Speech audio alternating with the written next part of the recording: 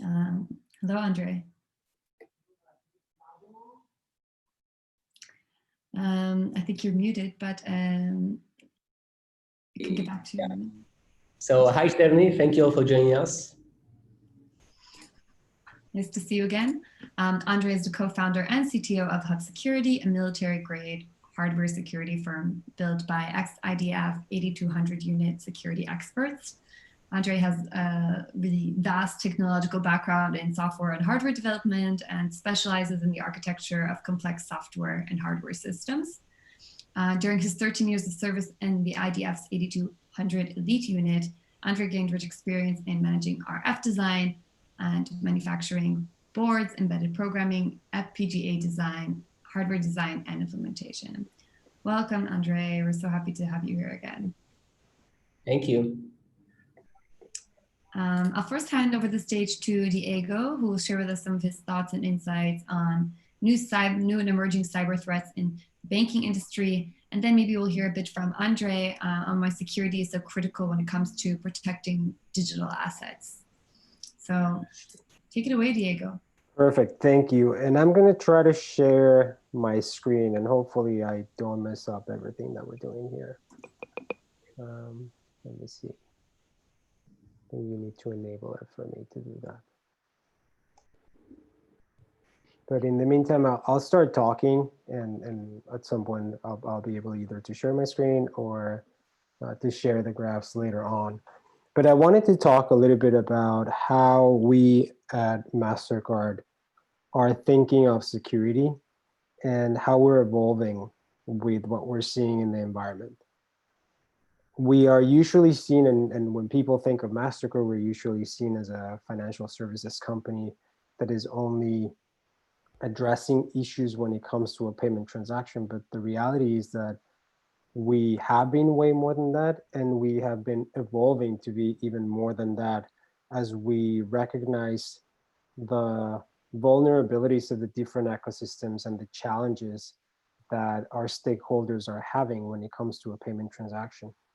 A lot of it coming from this evolution and migration of interactions and transactions going from a physical location where the opportunities for fraud and for a fraudulent scheme to scale quickly were completely different than what exists today when you're thinking of digital assets and the potential for scaling through software, through malware, and through other methods that could really influence the different enterprises and different systems that are all across.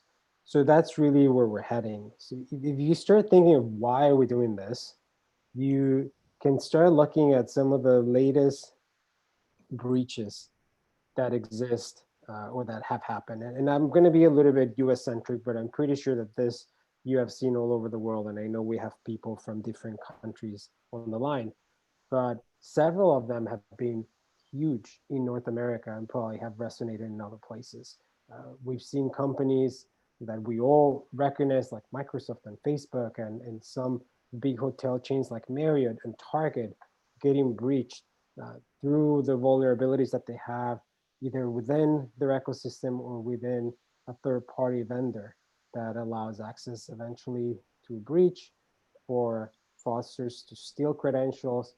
Then those credentials end up in the dark web, eventually being used in most cases for payment or to act on behalf of someone else to get some financial gain out of it. And that's when we started to see, well, we have a much bigger role within this ecosystem than just protecting that transaction. Because if we're not protecting the initial interactions and the systems that are around the data that it's being collected, then we're really failing our stakeholders. And that's what we're moving towards.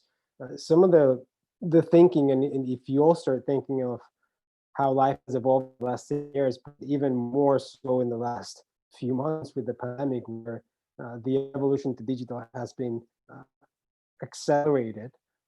If you think of how many records of data are being kept by all of these digital players that we're interacting with on a single minute, right? So I had a graph that I'll show later, but there are over 41 million messages exchanged on WhatsApp on every single minute. Where's that data going? I know WhatsApp is encrypted, but as you start thinking of any other interaction with Amazon, with Netflix, with LinkedIn, with Facebook, with Uber, all that information is being captured somewhere. It includes, in some case, personal information that needs to be kept secure. It includes payment credentials that need to be secure. So all that really becomes part of the assets that we want to protect that eventually could affect our main stakeholders, both consumers as well as merchants and issuers that Mastercard talks about on a regular basis. Drilling down a little bit more into what we usually discuss across Mastercard, we've seen during the pandemic an increase in the cyber crime that has been reported to the FBI, 300% increase during the pandemic. So a massive increase in vulnerabilities. Obviously, hackers know that we're all working from home. They know that a lot of companies don't have the best security to protect all of their assets and resources working from home and having all these connections that are really stressing the systems of different companies. And they are going at it like it's a party, basically. We'll also have the realization of the future of IoT, connected devices. And you would think, why Mastercard and connected devices? But as you start thinking of the evolution of payments, and even today, in some countries where Alexa and Amazon has already enabled voice payments, you can be in your house and pay through a device that is not necessarily you holding a card. It's not necessarily you having the device in your hand like a phone. It's just something that's in your house that someone could pay through. And eventually it will be your car paying through and having a payment credential in it. It will be your fridge maybe asking for more milk when you run out of milk and making that payment transaction on your behalf. And all those devices that will hold payment information and personal information will need to be protected. Then there is the realization, what I was saying at the beginning, of fraud and how much you can scale fraud in the digital world and how the physical world has been protected. So you're all familiar with the chip that has been placed on the cards, and that really has diminished fraud in the physical world when it comes to payments. And payments have migrated online because it's easier than trying to crack each of the chips on the card, and it also scales faster. So we see 4 times more fraud on the digital world than what we see in the physical world. Then we have how people are starting to crack into credentials and accounts. So it's not only about the payment credential that you have stolen through a breach, but it's also, can I actually start breaching into systems and stealing accounts, or create a synthetic ID to breach into a system and act as if I were someone else. And we, through some of the solutions that we have acquired in the last couple of years, we see that 80% of account takeovers start a login. So how do we protect those logins, whether that is the login of a bank, which obviously for obvious reasons is protecting critical information in the back end, but it could be your login for Amazon that also holds a payment credential or holds your address or holds other assets that are of relevance. And if you keep going, you can talk about healthcare and other industries that probably hold very critical information for individuals. The last one within our payment of value today, just to give you a sense, is when it comes to chargebacks. And chargebacks is that instance in which someone makes a payment. We probably have seen it where you see a payment in your statement and you say, that wasn't me. But what is going on now with the digital world and a lot of this recurring payments, that think of gaming, things of iTunes, Netflix, and others, households are using shared payment credentials. And in some cases, it's either a child or actually a person saying, that wasn't me. So we see 50% of those chargebacks, people calling a bank and saying, that wasn't me, being friendly fraud, meaning it actually was that person or someone within the household. So our strategy is based on looking at all these threat vectors and all these different areas of fraud that are affecting the interaction, that are affecting our stakeholders, and are really damaging the overall experience of commerce. And how do we fix them? And that's really how we've been evolving. we have really focused on 3 areas where we either have addressed the problem with internal product development, or have acquired other companies, or are moving towards protecting. That is, one is cyber, and it's this idea of overly protecting the ecosystems. We recently acquired a company called Risk Recon that allows our stakeholders to have an assessment of potential vulnerabilities that someone can have through themselves, right? So part of their infrastructure being online that is not protected, that maybe there wasn't the proper update on the software, or any other vulnerability there, either through them or through a third-party vendor. So a lot of the things that you're seeing now online is people are using SaaS vendors or multiple connections, and they might have access to your digital infrastructure, and through that is that a threat or a malware or a hacker could come into your infrastructure. So that's something that we're looking at on a regular basis.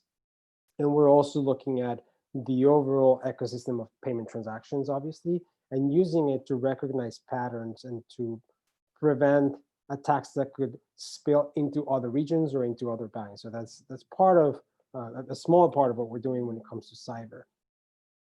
The other area is when it comes to digital, and these investments that allows us to either recognize patterns on a digital environment once a consumer or a bot or a malware or a hacker tries to interact or access into an account. I talked a little bit about account takeover, and this functionality through behavioral biometrics allows us to recognize the right user coming in. Within the same framework of digital, we go into authentication of payments, authentication of people during a payment transaction or before a payment transaction. We talk a lot about connected intelligence, which is this idea of using all this data we see on a merchant as someone starts interacting with the merchant, but being able to share that information with the issuer, with the bank that has provided the payment credential, so that when you're sending your information as a consumer, the bank has as much information as possible to make the right decision. And that right decision is stop the transaction that is not coming from the right person, and let the transaction that is coming from the right person, if the funds are available and they're in good standing, go through. Because we've all been declined for sure when we were trying to make a payment, and we never know what's the reason, right? And these are all models that are working constantly, and we also provide those models and have made acquisitions on artificial intelligence to make those models that banks use smarter. But it's the models and it's the amount of data that we're making and sending through to make this collaboration more efficient. The last part that I'm going to touch within this strategy is the chargeback piece. And I talked about friendly fraud and that 50% of chargebacks coming from people that actually made the transaction. We also acquired a company called Ethica last year, I believe, that allows us to create a layer of collaboration in between merchants and banks, so that the amount of those disputes that consumers are bringing is reduced by telling on the back end through alerts that the transaction that just happened was not done by, or done by the proper person, and stopping the shipment of those goods if possible. So sometimes when someone is calling and disputing a transaction, that might happen before the goods and services were provided, and you can still stop that, or there could be some sort of resolution on the back end, reducing the cost of the normal flow of that resolution, which used to happen in the past, right? Those are not cheap processes to just, when someone calls and says, hey, those $5, that wasn't me, it's not a cheap process. So the more we have a collaboration and sharing of information, it's key to maintain and protect those environments. Lastly, and things that we're thinking for the future when it comes to security, when it comes to cyber, when it comes to digital, is a little bit of what I mentioned at the beginning, when we start seeing the vulnerabilities and the different pieces that could hold a payment credential, that could act on behalf of us. We started to think about how do we maintain trust when we set up a payment credential, when we talk about trust even one level up, right? So let me back up a little bit. Talk about trust when you're interacting with a company. How do I trust the company that I'm interacting with, and what are the solutions that Mastercard could provide to that company so they're properly secured? And I talk about cyber and vulnerabilities and what we do there. Then how can we provide trust to a consumer as you're giving away part of their information and their payment credentials? And how do we not only establish trust, but maintain that trust throughout all of the interactions that are happening in between that consumer, the bank, the merchant, etc. The last piece, and we've published a manifesto on this, is digital identity. So as you're thinking of trust, as you're thinking of enabling security, as you're thinking of the future of all these devices, having a portable digital identity will become critical, in which individuals will be able to share information, but without disclosing all of their information. And if you have been following the news and you saw the iPhone iOS 14 this week, you probably saw that one of the key updates was about how much information you're sharing with different apps. And I think this is something that we will keep seeing as an evolution, and where we're also participating and trying to help construct that network that will share information, but just the information that is needed. You don't need to know my date of birth when you're only trying to check if I'm over 18 or over 25. You only need to know the answer to that question. You don't need the full information. And that's kind of the essence of this idea of a digital identity, and how much of it to share with different stakeholders. I'll stop there because otherwise I'll take the full hour, but I want to see what Andre has to say on some of these topics. Yeah, thank you so much, Diego. It was super interesting to hear what you guys are up to at Mastercard, and how you guys are working to prevent fraud and to fight cyber attacks. We're definitely living in a digital age that's really uncertain. So I mean, I think I'll leave Andre to speak a bit more about this, and maybe we'll even touch on quantum proofing, which is the next threat in the cyber era. But Andre, why don't you take it away? We'd love to hear some thoughts from you. Yeah, sure. Thank you, Sterny, and thanks a lot, Diego, for talking about many cyber issues and topics that are really relevant for cybersecurity and for identity security. And I actually want to start with what you mentioned during your talk. It's two things. First thing is about trust. And the second is about keeping a strong identity during payments or during handling of any kinds of digital asset. So when in this day and age and in the coming years, our machines like Frigidaires and cars and other smart devices hold our identity and hold our payment details, then how can we trust them to really do only the normal transactions and execute only approved and good payments, and how we can secure them against malicious hackers and actors that want to steal our money, and also to save lots of money for the credit companies on canceling transactions, for example. So when machines hold the credentials and they can pay instead of us, and they are essentially connected 24/7 to the internet and can order anything from everywhere, then the security of the identity inside the car or inside the washing machine or inside our smart home automation becomes critical. And on the other hand, the security of the Wi-Fi networks or cellular networks is not that good. Usually all these devices that are starting to do payments are not designed with security in mind. They are designed for extremely low cost and just to do their own functionality.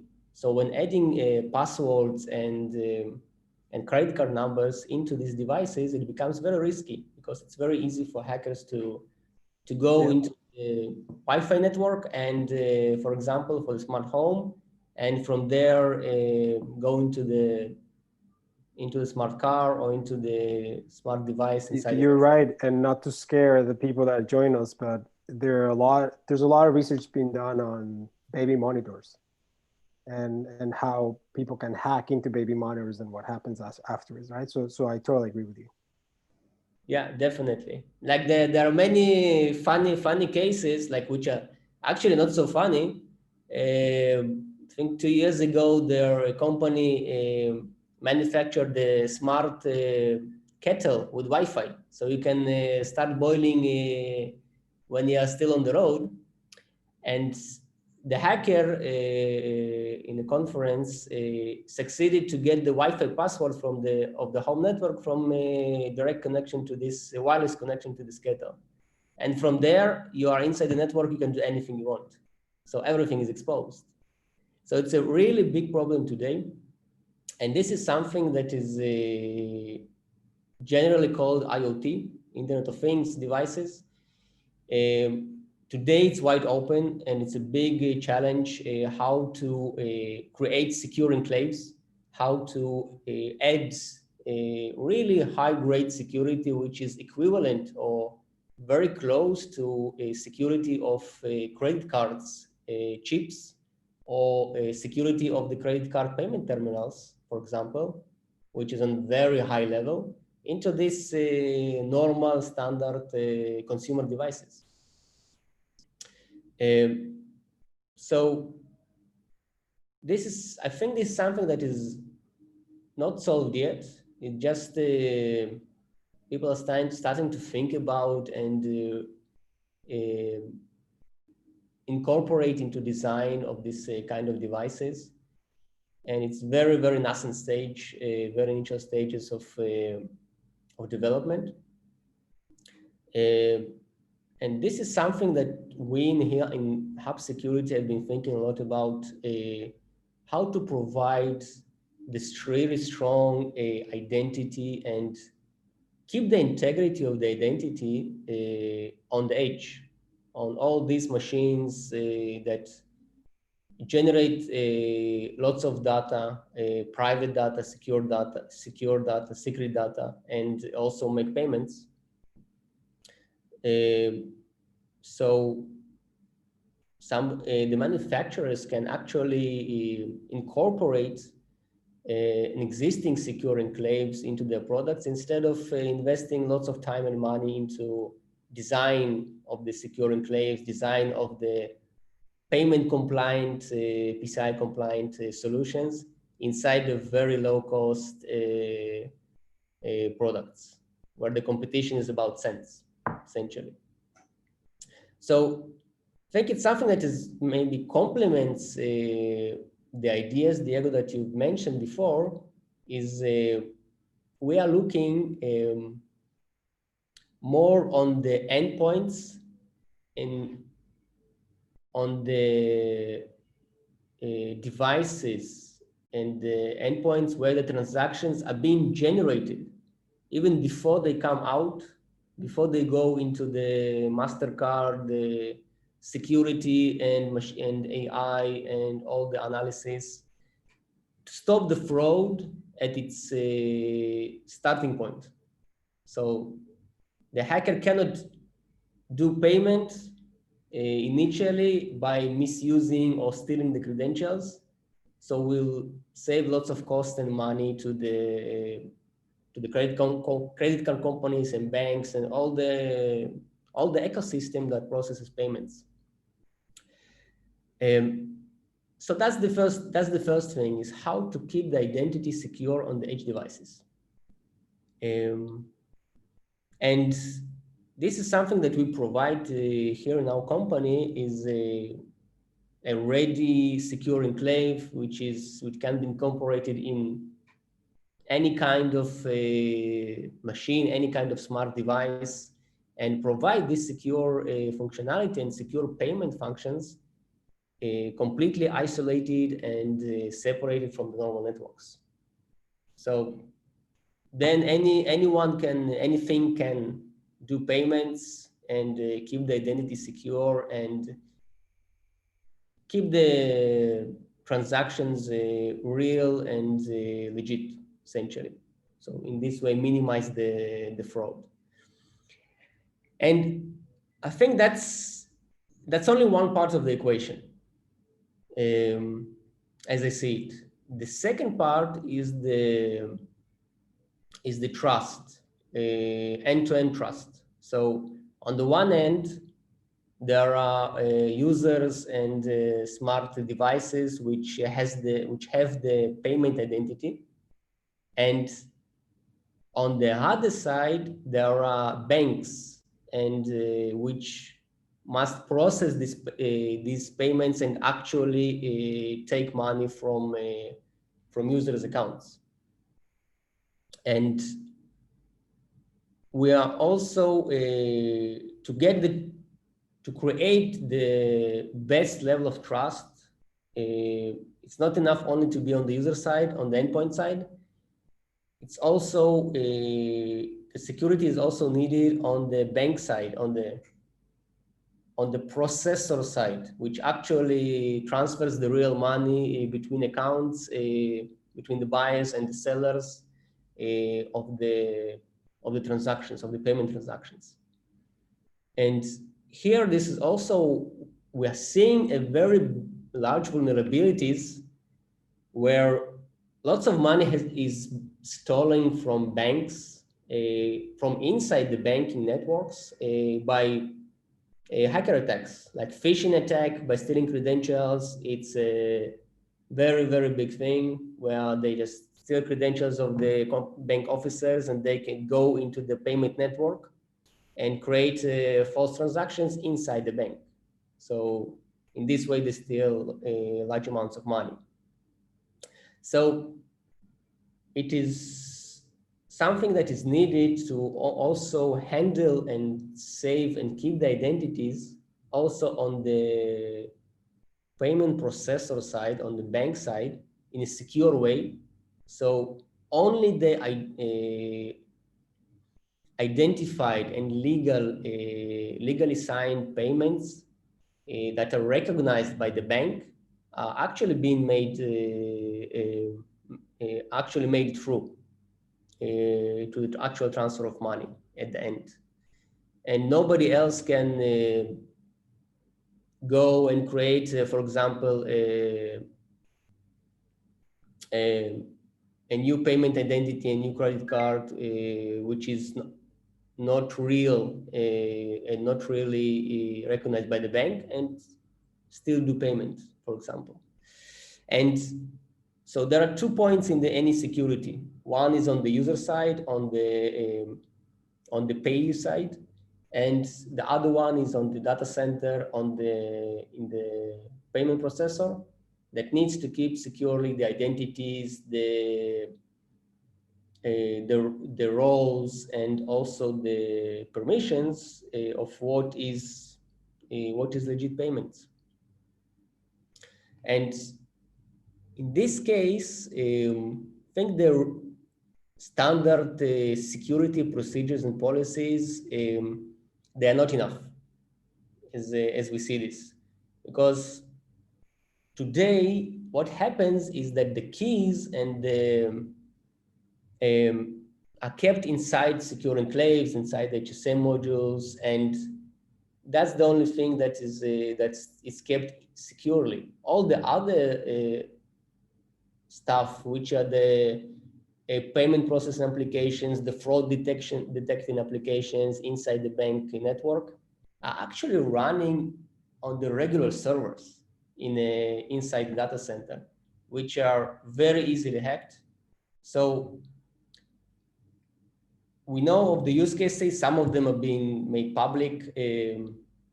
that the hackers, they don't actually steal the keys to the payments. They just override the fraud detection and the payment approval applications, and do the transactions directly with the secure enclaves by impersonating the security officers and making it very, very easy to steal the money. Yeah, So it's important to mention on that comment that those are SWIFT payments, right? In the majority, the ones that you're mentioning, just so that people that are listening to us understand the difference in between the payment transaction with a card versus the big movements of money of bank to bank and the SWIFT, which also has had many news about it being breached, but we're just making a point there. Yeah, so definitely the majority of the hacking attempts is about the big payments, because then it's payoff is much larger. This however exposes also another issue, that secure enclaves today they can be hacked. So also the payment HSMs, they something that is can be hacked. And the thing is, when banks or like payment processors, they're adding actual applications, very complicated applications to handle payments, to approve payments, to manage payments, then any change in the flow for any kind of digital asset transfer can be substantial for hackers. Even small changes can aggregate over time, and result in big money transfers. So it's important also today to run not only the actual PIN processing inside the HSM when we're talking about payments, but also the applications that do the analysis and stop the PIN processing from happening, because this is the actual payment moment. We had a few questions come in as you were speaking, Andre, and I think that probably because people have follow-up questions to what you're saying, as well as for Diego. And I think maybe you can answer this as we begin to go through them. A bit more about what companies can do to secure those cryptographic keys from getting in the wrong hands. I spoke about the secure enclaves, but what is necessary in order for digital assets to stay safe and protected. So I want to maybe we have a few questions coming in. Maybe I'll just start shooting them off and we'll see if any of them stick. So I'm gonna start with a question from Hanit. And for all our attendees, if you see below in the menu section, you have a Q&A icon. You can just hit that and send a question. If it's for one of the moderators, specific moderator, you can just indicate who it's for, and we'll try to get through all the questions. So we have a question here from Hanit. Thank you for joining. And this is for Diego. Diego, there is a huge shift in mindset among the millennials that are more willing to share their personal information, which seems to be driving the requirement for all of us to share more and more personal information. I've chosen not to download apps that require more information than I believe they need, as an example, but these apps already have a lot of subscribers. Is Mastercard addressing these instances where digital merchants you're working with are collecting personal information that may not be relevant to reducing cyber risk? Yeah. This is a great question about data privacy, super relevant. Yeah, so two parts to it. So depending where your hearing is from, there are regulations about data privacy. So if you're in Europe and other countries, there are regulations. In the US, there isn't one. California has kind of like their own thing. But we, as a payments company, do not rule within what is being collected. Though what we do And in this market, there are standards and regulation about compliance with holding payment credentials and the form in which they need to be held, the PCI compliance. There's also the move that Mastercard and all the networks are doing towards tokenization, which means the payment credential itself is now being held by the merchant. It is a token. So if that payment credential were to be stolen, then really they're not stealing anything that can be used anywhere else. So that's how we're protecting that part. And the other one is about protecting you from your credential being used by someone else. So I talked about account takeover. So if your account were to be taken over and someone wanted to make purchases on your behalf, then we have a solution to authenticate that payment, which means that as the merchant and your bank are interacting with it, that payment transaction, there is information that is being sent through. And if this doesn't look like you making the payment, they might ask you a question. They might create friction to ask you a question to make sure that the right person is making that transaction. If, depending again where you're at, you might have heard of secure code and might have used it, that in the past had kind of like a bad experience with how it was used. But now it's moving towards biometrics. So you will get prompted to put your biometric face, finger, voice, something else. And then that will create an authentication on that payment for your bank to approve the transaction. So we're protecting in different ways, but we're not ruling over the data that is being collected necessarily. Okay, thank you, Diego. Another one for Diego here, talking about chargebacks. How does a company or organization get around or better enhance the process of having to deal with merchants and waiting on merchants to verify charges that are being disputed by the consumer? Is this, I think I'm missing information there, but how do you make that process better? So the process of chargebacks is well structured by each of the networks. They each have their own process. What we're building is through this acquisition of Ethica, different layers that can enhance the process. So in some of the examples that I mentioned, what ends up happening and the way you enhance the process is by the process not even happening. So the minute that someone disputes a transaction and alert gets sent to the merchant might either provide a benefit if that was the case or cancel the transaction. So the dispute process on the back end, then we as consumers never get to see, but that's costly to manage for both banks and merchants, gets eliminated. I'm sure many of you remember that if you were to dispute a transaction on a certain amount in the past, they would just give it away, no questions asked, and that was part of how costly it was just to go through the process. So just by eliminating the cost and the time that the process used to take, that is one way. The other one that we're moving towards is by providing more information on the statement. And this might sound like not rocket science, but a lot of identifiers of merchants, and especially now when you think of marketplaces that are growing, are not very clear. So many times you might have seen on your statement, let's call it $30 for a merchant that you do not recognize, but that might be only because the name of the merchant wasn't clear. So we're starting to also connect through that layer and provide more information in the statement. And we see a lot of friendly fraud being eliminated just by providing more information to the consumer.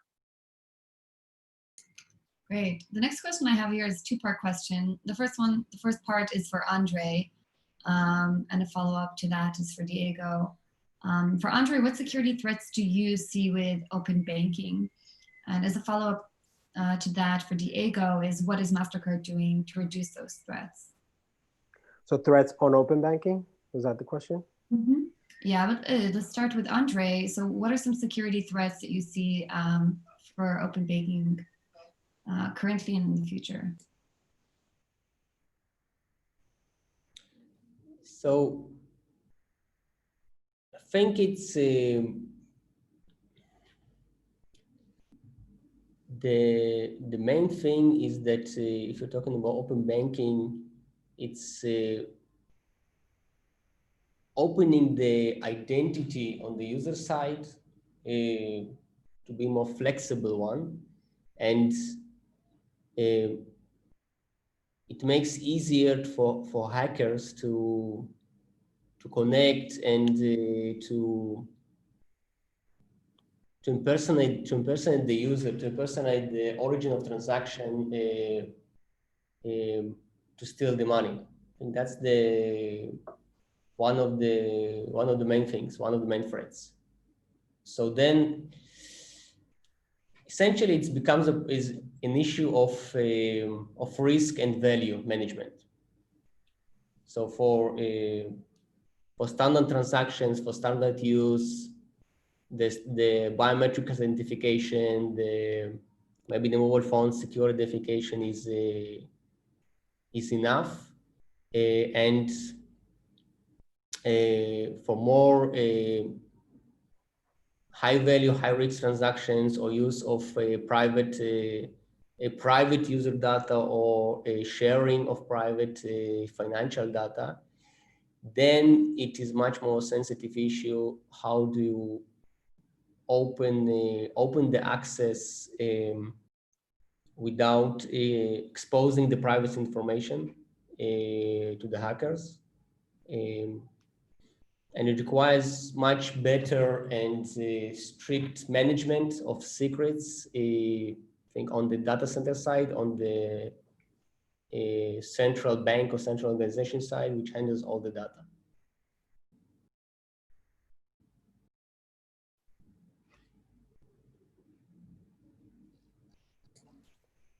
Right. I think you mentioned some of them. I think others are around if the credentials were stolen and you're matching someone. There's something to be said about the information that exists within a device, within a connection, location, behavioral biometrics, etc. That's probably part of it. There's another one, and again, this is a topic that varies by country. There's regulation in Europe. There's no regulation in the US. It's like a whole different answer depending where you live.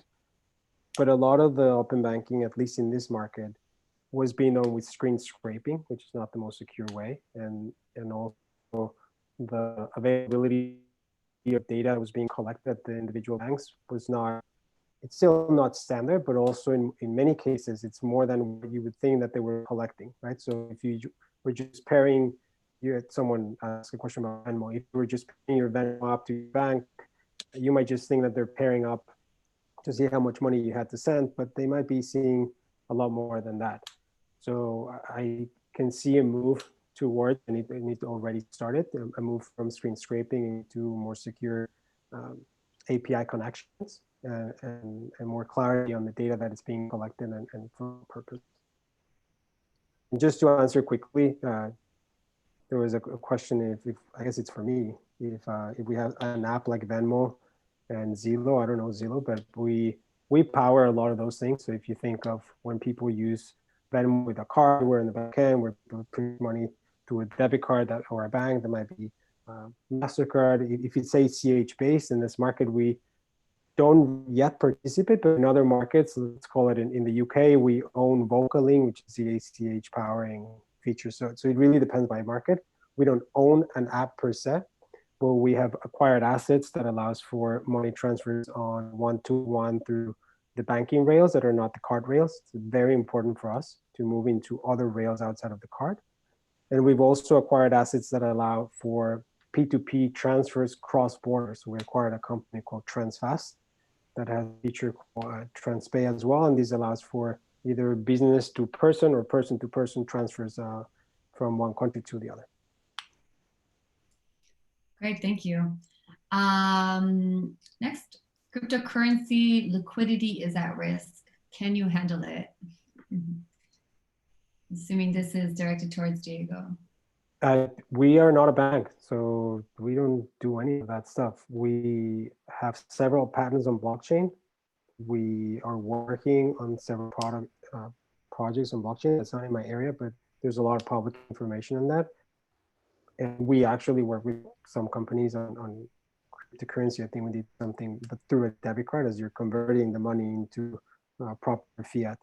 We don't do liquidity. That's not that. We don't lend money. We're a technology company that connects the dots from one place to another to help people and commerce be more efficient, faster, and secure. I have another question here. I'm trying to understand where this all fits in with HSMs or hardware security modules. Can somebody please clarify? Maybe Andre can answer this, and maybe Diego can give a little bit of also some insight on how Mastercard leverages HSMs in their cybersecurity process. Yeah, sure. So HSM is essentially a hardware-based secure enclave that can be a large appliance that sits in the data center, or it can be a very small module, very small device that can be in a car, that can be in any kind of existing small or small-based or home-based device. And the main function of the HSM is to keep the secret keys, to keep the digital identity of the user secret and isolated from the external network, from the internet. So nobody can steal your identity. So nobody can use your keys, your encryption keys or authentication keys without your explicit permission. And only you are the only one that can do this. And it is based on hardware, usually, because only in this way, with dedicated hardware implementation, you can achieve the level of security that is required for the high levels of risk which are involved in payments, in digital asset transactions.